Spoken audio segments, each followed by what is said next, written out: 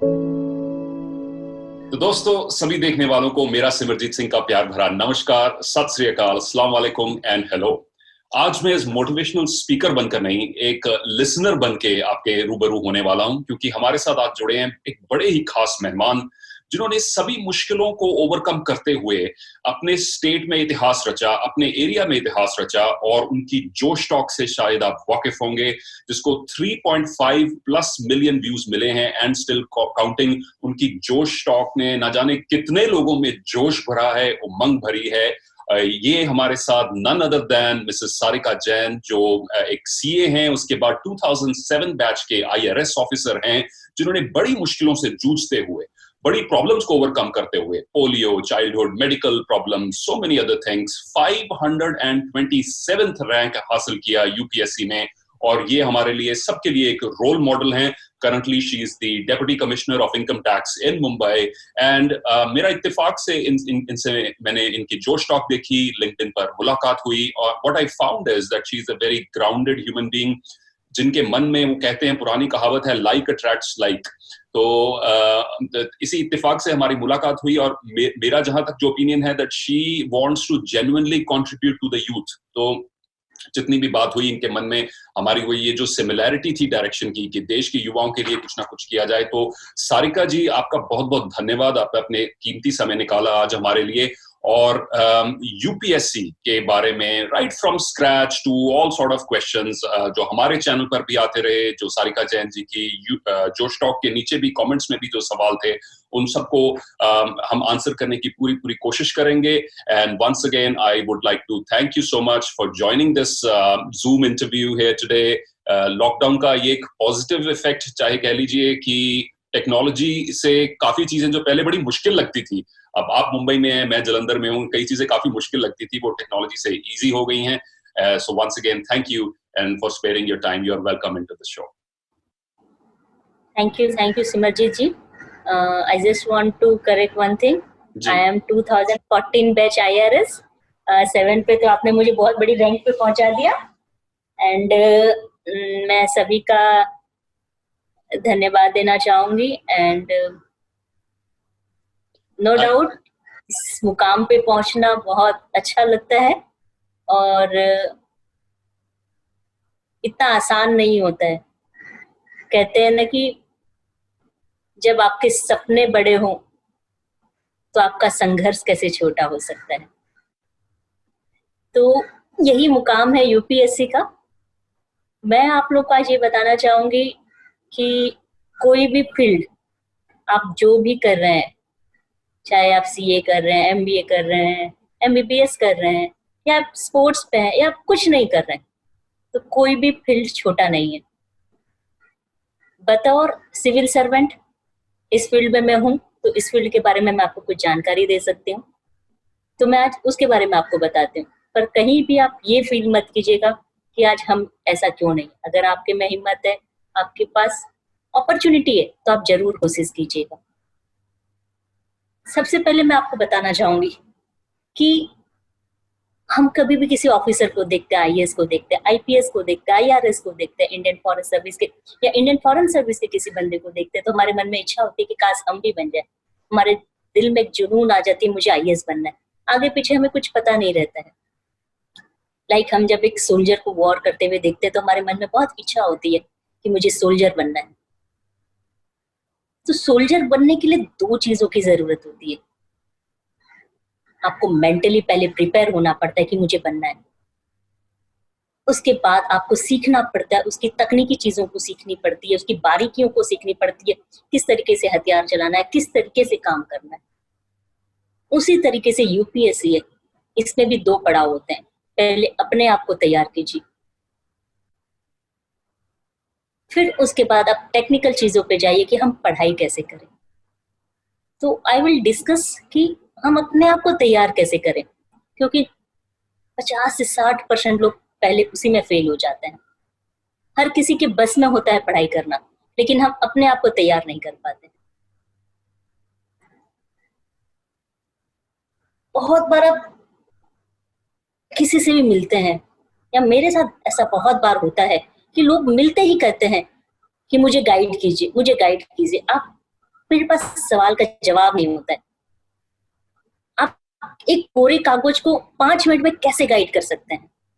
और आप भी किसी गाइडेंस के लिए मत रुकिए, पहले अपने आप को तैयार कीजिए और एक सवाल का जवाब हम दे सकते हैं, लेकिन पूरे सवालों का नहीं।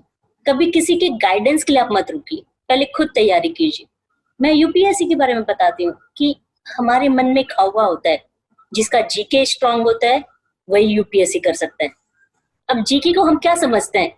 सारी कंट्रीज के कैपिटल को याद करना, करेंसी को याद करना, लोकेशन को याद करना, पीएम के नाम याद करना, और मैं ये सब में वीक हूँ तो मैं यूपीएससी नहीं कर सकता। ये हमारे मन में एक हवा होता है, या हमारे पेरेंट्स के मन में कि मेरे बच्चे का तो जीके वीक है। पर एक्चुअल में UPSC is not related to GK, UPSC is related to general studies. आपको किसी चीज की पर्टिकुलर तह तक नॉलेज नहीं है तो कोई बात नहीं, आपको एक ओवरऑल समझ होनी चाहिए। एक समय पे कैसा डिसीजन लेना चाहिए वो आपके में वो टैक्टिस होनी चाहिए। जरूरी नहीं है कि आपके अंदर आज वो टैक्टिस हो, पर धीरे धीरे प्रिपरेशन करते करते, बुक्स पढ़ते पढ़ते, उसको प्रैक्टिस करते करते वो आपके अंदर आ जाती है। हमारे मन में ये हवा होता है कि UPSC is only for the intelligent person, पर सच्चाई ये नहीं है। UPSC is not for very intelligent and not for very dull. हम समझते हैं कि 99% हमारे मार्क्स आते हैं, या हमारे पेरेंट्स समझते हैं कि मेरा बच्चा बहुत इंटेलिजेंट है, यही आईएएस बनेगा। ऐसा नहीं है। It is not related to intelligence. It is related to your hard work, your sincere willpower, your sincere dedication और continuous dedication, continuous hard work. अगर आप कोई भी चीज मेहनत करते हैं, लगातार करते हैं, तभी आप बन सकते हैं। फॉर एग्जाम्पल, आप जिम जाते हैं, आप ये सोचते हैं कि आज मुझे मसल्स बनाने हैं, और एक दिन में आप 100 पुशअप कर लेंगे तो आपके मसल्स डेवलप नहीं होंगे। You have to practice daily basis. On daily basis आपको प्रैक्टिस करना पड़ेगा। Similarly, यूपीएससी की पढ़ाई भी है। एक दिन में आप पढ़ लेंगे, एक दिन में इंटेलिजेंट बन जाएंगे तो आप क्लियर नहीं कर पाएंगे। छोटा सा फंडा है। What is UPSC? UPSC is exam conducting body. Government is an employer. Government is an employer. उसे अपने यहाँ जॉब पे रखना है, तो यूपीएससी को उन्होंने अपॉइंट किया कि आप हमारे लिए एग्जाम कंडक्ट कीजिए, और जो मेरिट बेसिस पे बच्चे हैं आप उन्हें दीजिए। तो we are doing just job, this is a job only, government job. आपके अंदर वो मेरिट्स होना चाहिए, और दिस इज नॉट डिग्री, ये एक कॉम्पिटिटिव एग्जाम है। आपको दूसरे से बेहतर प्रदर्शन करना है, तब आप आगे आ पाएंगे। और इसके लिए आपको बहुत लंबी चौड़ी पढ़ाई नहीं करनी है। हमें अंदर उम्मीद रहता है कि बहुत पढ़ना है, बहुत हार्ड वर्क करना है। एक्चुअल में यूपीएससी वांट, क्या चाहिए उसके एग्जाम के पैटर्न को, इसके एग्जाम को पैटर्न को आपको विश्वास नहीं आएगा जो आपने स्कूल की पढ़ाई की है, जो क्लास 1 से क्लास 10 की एनसीईआरटीज पढ़ी है, उससे आगे और कुछ नहीं है। आपको बेसिक वही नॉलेज को वापस से अपने क्लियर करने होते हैं। जी, बहुत अच्छा, आपने बड़ा क्रिस्प और बड़ा step by step introduction sort of overview दिया है। So Sarika ji, apologies for that mix-up about your badge. You are a 2014 IRS officer, currently as Deputy Commissioner of Income Tax in Mumbai. And बड़े खूबसूरती से और बड़े step by step आपने जो breakdown दिया है, that is wonderful. And I'm reminded of a quotation by the author of Growth Mindset, Professor Carol Dweck, जो हैं Stanford University में, जो आपने लगातार efforts की बात की, तो इनका quote भी कुछ उसी lines पर जा रहा है कि no matter what your ability is, no matter what your ability is, effort is what ignites that ability and turns it into accomplishment. So अब जैसे हमने सही कहा कि कई बार बच्चे समझते हैं या माँ बाप समझते हैं कि उनमें एबिलिटी है, पर जब तक एफर्ट नहीं होगी और वो भी डेली एफर्ट नहीं होगी तो वो एबिलिटी अकम्पलिशमेंट में नहीं बदलेगी। Very well said, thank you so much. Sarika ji, youngsters के माइंड में अक्सर यही सवाल आता है यूपीएससी का, जब भारी भरकम नाम होता है और सबको ये ऐसा एक गोल लगता है जो अपनी पहुंच से, अपनी पकड़ से बाहर लगता है, और काफी लोग ये सोचने से पहले कि मुझे यूपीएससी क्यों क्लियर करनी है, इस चीज में ही फंस जाते हैं कि यूपीएससी कैसे क्लियर होगी और इस how I am going to do it, और ये इतना पहाड़ जैसी चीज लगती है कि मेरा मानना है काफी लोग ये सफर कभी शुरू ही नहीं करते हैं। तो आपकी क्या राय होगी, आपकी क्या मोटिवेशन होगी इस चीज को लेकर यंगस्टर्स के लिए कि स्ट्रेटजी क्या होनी चाहिए और कहां से शुरू करें, कैसे करें, प्लीज? सबसे पहले मैं आपके पास आती हूँ कि भाई यूपीएससी क्यों करना चाहते हैं, हम जनरली यूपीएससी करना क्यों चाहते हैं, दैट इज आवर गोल, हमारा एम होता है। अब ये एम आया कैसे हमारे मन के अंदर? जनरली हम अपना गोल डिटरमाइन करते हैं अपने आसपास की चीजों को देख के, टीवी मीडिया देख के, या कुछ पावरफुल लोगों को देख के, या मेजोरिटी ऑफ पीपल जो फॉलो करते हैं हम उसको देख के करते हैं। इन केसेस पे क्या होता है, कहीं ना कहीं हम डिटरमाइन नहीं कर पाते कि गोल को कैसे अचीव करें। लेकिन जब गोल हम खुद से डिटरमाइन करते हैं कि मुझे क्या करना है, अपने कंडीशन को देखते हुए, अपने हालात को देखते हुए जब हम डिटरमाइन करते हैं तो उसकी स्ट्रेटेजी हम अच्छे से बना पाते हैं। जिस तरीके से भूख हमें अंदर से लगती है वो बाहर से नहीं आती है, तो हमें पता चलता है कि क्या खाना हमें अच्छा लगेगा। सेम विद द गोल, अगर गोल आप अंदर से डिसाइड करें, आप खुद से पूछे आपको करना क्यों है। This is a job only, ultimately आपको जॉब ही करनी है, आपको सैलरी मिलनी है, लेकिन आप क्यों चाहते हैं। अगर first if you decide that thing, it will help you to make your good strategy. देखिए जीवन में बहुत बार उतार चढ़ाव आएंगे। यूपीएससी ऐसा संघर्ष है, आपको बहुत बार डिप्रेशन भी आएगा, बहुत बार डिमोटिवेशन भी आएगा, और आपको ऐसा लगेगा कि बार बार मुझे मोटिवेशन की गोली चाहिए। लेकिन जब आग अंदर से लगी हो, आपको पता है कि मैं इस फील्ड में क्यों खुदा हूं, तो आपको उससे बाहर निकलने में आसानी होगी। स्ट्रेटेजी के बारे में हम बात करते हैं। अगर हम थोड़ा डीप में जाते हैं यूपीएससी की पढ़ाई को लेके, तो मैं आपको बेसिक स्ट्रक्चर बताती हूँ। यूपीएससी की पढ़ाई होती है 3 एग्जामों पे। इसके लिए कोई कोचिंग क्लासेस या कोई एकेडमी नहीं है। This is one type of examination you have to clear. Government की तरफ से उन्होंने अपने एग्जामिनेशन पैटर्न दे दिए हैं। आपकी मर्जी, आप खुद प्रिपेयर करें, आप कोचिंग क्लासेस लें, ऑनलाइन पढ़े या जैसा भी करें। तो इसके एग्जाम पैटर्न ऐसे होते हैं। पहले एंट्रेंस लेवल पे एग्जाम होता है, दैट इज कॉल्ड प्रीलिम्स। उस पे आप क्वालिफाई करते हैं। ये प्रीलिम्स नेगेटिव मार्क्स भी होते हैं। आपसे ऑब्जेक्टिव क्वेश्चन पूछे जाते हैं, बेसिक क्वेश्चन हर एक सारे फील्ड से पूछे जाते हैं, history, geography and science, maths, every field आपको यहाँ पे कवर होता है। बेसिक चीजें आपसे पूछी जाती है। फिर वो क्लियर करने के बाद आप सेकंड लेवल पे जाते हैं, that is called mains. That is subjective, आप में वैसे डिटेल आंसर लिखने होते हैं। वो क्लियर करने के बाद आपको क्लियर करना होता है interview, and after that you have to clear the medical examination. ये 4 स्टेज का प्रोसेस होता है, और ये 4 स्टेज तकरीबन 1 साल में कंप्लीट हो जाते हैं, और 1 साल के अंदर आपके रिजल्ट भी आ जाते हैं।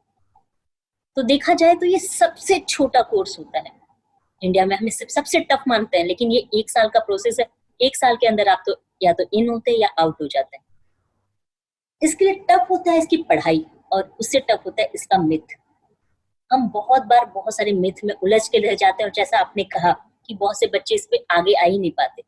प्रिपरेशन स्टार्ट करने से पहले ही वो फेल हो जाते हैं, क्योंकि हम बहुत सारे मिथ में उलझ जाते हैं, बहुत सारे पीयर ग्रुप में बिछड़ जाते हैं, और हम देखा देखी में भेड़ चलने लग जाते हैं। Same with this, first what you have to do, first you have to determine your goal. आपको करना क्यों है, आपको ऐसा क्या चीज अच्छा लगता है, ऐसा आपको क्या इच्छा है अंदर से कि आप यूपीएससी की तरफ जाना चाहते हैं, क्यों आपको आईएएस बनना, IPS. First you have to determine that. Then second you have to determine कि आप इसे कितना समय देंगे। देखिए, घुसना आपके बस में है, निकलना आपके बस में नहीं। आप ये नहीं बता सकते कि आप कब क्लियर कर पाएंगे। तो आप जब घुसे हैं तो ये सोच के करें कि मैं निकलूंगा तो बन के निकलूंगा, तब आप अच्छे से टाइम दे पाएंगे। तीसरा, इसकी पढ़ाई। नो डाउट पढ़ाई टफ है, लेकिन असंभव नहीं है, आप इसे कर सकते हैं। स्ट्रेटेजी बनाए। Fourth, you have to identify. सबसे पहले हम क्या करते हैं, शुरू करने से पहले अपने दिमाग में एक मिथ बना लेते हैं, ऐसा होगा पढ़ाई, वैसा होगा, मुझसे ये नहीं होता, मुझसे ये चैप्टर नहीं होता। जैसे मैं कॉमर्स स्टूडेंट हूँ तो मुझे साइंस टफ लगती है। तो रेदर देन सेइंग टफ होता है, मुझसे नहीं हो पाएगा, rather than you work on your weak area. जैसे मेरा साइंस वीक लगता है मुझे, कि मुझे टेक्निकल चीजें नहीं आती साइंस की, तो मैं सबसे पहले वही पढ़ना स्टार्ट करती हूँ कि हाँ भाई इस पे काम कर। तो first you will work on your weak area, और सेकंड, दिन भर में जो भी आपका स्ट्रॉन्ग एरिया है उसको रिवाइज करते रहिए। अगर ये 2 चीज पे आपने बहुत अच्छा काम कर लिया, आपको कोई भी चीज टफ नहीं लगेगी। यूपीएससी की जैसे ही आपके दिमाग में आए कि मुझे यूपीएससी करना है, सबसे पहले आप जाइए, गवर्नमेंट की वेबसाइट है, वो आपके लिंक में भी है, आप उसको क्लिक कीजिए और वहां पे इसके सिलेबस को देखिए कि ये सिलेबस मांगता क्या है, आपसे क्या रिक्वायरमेंट है। उस सिलेबस को आप 2 दिन का समय दीजिए। यूपीएससी में ऑप्शनल का सब्जेक्ट होता है, आप अपनी पसंद से, रेदर देन मार्केट में क्या चल रहा है उस पर मत जाइए। आपको क्या अच्छा लगता है, आपके टॉपिक कौन से कंफर्टेबल है। लाइक मैं कॉमर्स स्टूडेंट हूँ तो मुझे कॉमर्स एंड अकाउंटेंसी कंफर्टेबल है, आप साइंस स्टूडेंट, आपको बायोग्राफी बायोलॉजी आपके लिए कंफर्टेबल होगी, आप मैथ के स्टूडेंट मैथमेटिक्स हो सकती है। आप अपनी पसंद से चूज कीजिए, आसपास के लोगों से चूज मत कीजिए, क्योंकि एग्जाम आपको देना है, लिखना आपको है। आप उसके सिलेबस के चैप्टर्स को देखिए कि मुझे क्या आता है क्या नहीं आता है। उसके बाद आप क्वेश्चन पेपर तैयार कीजिए, question paper, past question paper को देखिए कि हाँ भाई ये पूछता है। आप फील करेंगे कि समहाउ 50% आप आज से जानते हैं रेदर देन प्रिपरेशन। अगर आपके अंदर वो गट्स है कि हाँ मुझे समझ में आ रही है चीजें, याद नहीं है कोई बात नहीं, रिवीजन से हम वापस कर लेंगे, लेकिन आपको समझ में आ रही है तो you should go for UPSC. उसके बाद कोई भी बुक फॉलो कीजिए, कंटिन्यूअसली सेम बुक फॉलो कीजिए, रेदर देन मार्केट में रोज नई नई चीजें आती हैं। आप 100 बुक मत पढ़िए, एक चैप्टर के लिए एक बुक पढ़ना 100 बार, that is much better than एक चैप्टर के लिए 100 बुक पढ़ना एक बार। प्रैक्टिस कीजिए सेम बुक को। लोग रोज नई नई किताबें, मैगजीन आपके सामने रखेंगे, लेकिन आप उसे भटके मत। ये सबसे बड़ा भटकाव का पड़ाव होता है, आप मत भटकिए। कहीं ना कहीं हम भूल जाते हैं करंट अफेयर्स, न्यूज, हम उसको बहुत बड़ा हवा मानते हैं कि मुझे तो न्यूज के बारे में पता ही नहीं, मैंने तो जिंदगी में कभी न्यूज़पेपर ही नहीं पढ़ा, मैं कैसे करूंगा। कोई दिक्कत नहीं, जब जागो तब सवेरा। जब आपके मन में इच्छा हो गई तब से शुरू कीजिए और वही मेहनत स्टार्ट कीजिए। आप कोई भी एक इंग्लिश न्यूज़पेपर लीजिए, नहीं समझ में आ रहा, देखिए धीरे धीरे, आपके पीयर ग्रुप से पूछिए, किसी एक फ्रेंड से आप पूछिए, किसी के साथ आप पार्टनरशिप कीजिए कि आप भी मुझे बताएं, आप भी उनको बताएं। एक दूसरे के साथ जोड़ीदार बन के साथ में पढ़िए, लेकिन करिए जरूर। और अगर आपको वो भी नहीं मिल रहा है, कोई दिक्कत नहीं, आजकल ऑनलाइन वेबसाइट में सारे न्यूज़पेपर के क्लर्क्स मिलते हैं, बहुत सारे क्वेश्चन आंसर मिलते हैं, आप उससे भी कर सकते हैं। देखिए, समस्या एक हो सकती है पर समाधान बहुत हो सकते हैं। आपको डिसाइड करना है कि आपको समस्या के पीछे जाना है या समाधान के। आपने बहुत बार सुना होगा, लोग कहते हैं कि वो व्यक्ति जा रहा था, रास्ते में नदी मिली, नदी में गिर गया, वो मर गया। एक्चुअली नदी में गिरने से उसकी मृत्यु नहीं हुई या डूबने से उसकी मृत्यु नहीं हुई, तैरना नहीं आता था इसलिए वो मर गया। एग्जैक्टली हम परेशानियों से हारते नहीं है, हम परेशानियों का जवाब नहीं ढूंढ पाते हैं, उसका हम सोल्यूशन नहीं निकालते हैं, इसलिए हम हार जाते हैं। सेम यूपीएससी में आपको बहुत बार आपकी वीकनेस पता चलेगी। द मोमेंट आपको अपनी वीकनेस पता चलती है, आप इमीडिएटली उस पर काम कीजिएगा। क्या बहुत खूबसूरत चीजें कही हैं आपने, और आज मैं खुद मोटिवेट हो रहा हूँ। This is what I am saying to you कि मैं बड़े ध्यान से सुन रहा था, नोट्स लिए हैं मैंने, और मैं खुद अपने आप को मोटिवेटेड फील कर रहा हूँ, क्योंकि ये आपके जो पॉइंट्स ही ऐसे हैं कि वो एक्सपीरियंस से आ रहे हैं और दिल को टच कर गए हैं। खास करके जो आपने वो कहा, और कुछ चीजें ऐसी हैं जो सिर्फ यूपीएससी एग्जामिनेशन पर नहीं, जिंदगी पर भी लागू हैं। जैसे आपने कहा कि घुसना आपके बस में है, निकलना आपके बस में नहीं है, और जिंदगी के बड़े बड़े इम्तिहानों से, जैसे यूपीएससी है या कोई और व्यक्ति किसी और चैलेंज से स्ट्रगल कर रहा है, उसमें एंटर होना वो हमारे हाथ में है, निकलना हमारे हाथ में नहीं है। और दूसरी आपकी चीज मुझे बड़ी अच्छी लगी जो आपने कहा कि जब जागो तभी सवेरा, जब जागो तभी सवेरा। कितने लोग ये शिकायत करते रहते हैं कि मेरे हाथ से शायद मौका निकल गया, ये हो गया वो हो गया, पर जब पकड़ लो तब भी आप शुरुआत कर सकते हैं। And then I think the third thing that really touched my heart, Sarika ji, was कि मुश्किल चाहे जरूर हो सकता है पर असंभव नहीं है। सो इट माइट, कुछ सब्जेक्ट शायद मुश्किल हो जाएं पर असंभव नहीं है। तो आपकी अगर परमिशन हो तो निदा फाजली जी द्वारा लिखी हुई कुछ लाइनें मैं व्यूअर्स से शेयर करना चाहता हूँ कि सफर में धूप तो होगी, सफर में धूप तो होगी, जो चल सको तो चलो। सफर में धूप तो होगी, जो चल सको तो चलो। सभी है भीड़ में, तुम भी अगर निकल सको तो चलो। इधर उधर है कई मंजिल, जो चल सको तो चलो। बने बनाए हैं सांचे, जो ढल सको तो चलो। किसी के वास्ते कहाँ राहें बदलती, किसी के वास्ते कहाँ राहें बदलती हैं। तुम अपने आप को अगर बदल सको तो चलो, सफर में धूप तो हो। और आपने एक चीज कही जो काफी मुझे टच कर गई, वो यंगस्टर्स के बारे में, कि चाहे वो सब्जेक्ट्स का डिसीजन हो, बुक्स का डिसीजन हो, मुझे यूपीएससी क्यों करना है इसका डिसीजन हो, मेजॉरिटी डिसीजन यंगस्टर्स ये सोच कर लेते हैं कि मेरे आसपास वाले क्या कर रहे हैं। और आपने उस चीज को बड़ा बखूब क्लियर किया कि आप उस चीज से ट्यून आउट करें और ट्यून इन करें टू योर इनर वॉइस, कि आप अंदरूनी अपनी आवाज से इन टच हो कि मैं ये क्यों करना चाहता हूं या क्यों करनी चाहती हूं, और फिर वो क्लैरिटी हो जाएगी। जैसे किसी ऑथर ने बाखूब लिखा है कि once the why becomes clear to you, I think it was Victor Frankl, once you are clear about the why, the how becomes easier. और यही चीज आपने बड़े अच्छे से बताई अपने एक्सपीरियंस से कि be clear on your why. Sarika ji, मैं एक सवाल पूछना चाहता हूँ देश के युवाओं के लिए जो शायद मेट्रोस में नहीं है, टियर 2 सिटीज में हैं, गांव से हैं, शायद इंग्लिश मीडियम में नहीं पढ़े, उनमें से शायद कई लोग हीन भावना का शिकार हैं, उनको ये लगता है शायद मेट्रो के बच्चे हमसे बेटर हैं, या उन फैमिलीज के बारे में जहां ये प्रथा नहीं है, यहाँ यूपीएससी का नाम नहीं सुना गया, कोई ऑफिसर नहीं है, कोई बिजनेस फैमिली है, कोई एग्रीकल्चरिस्ट फैमिली है।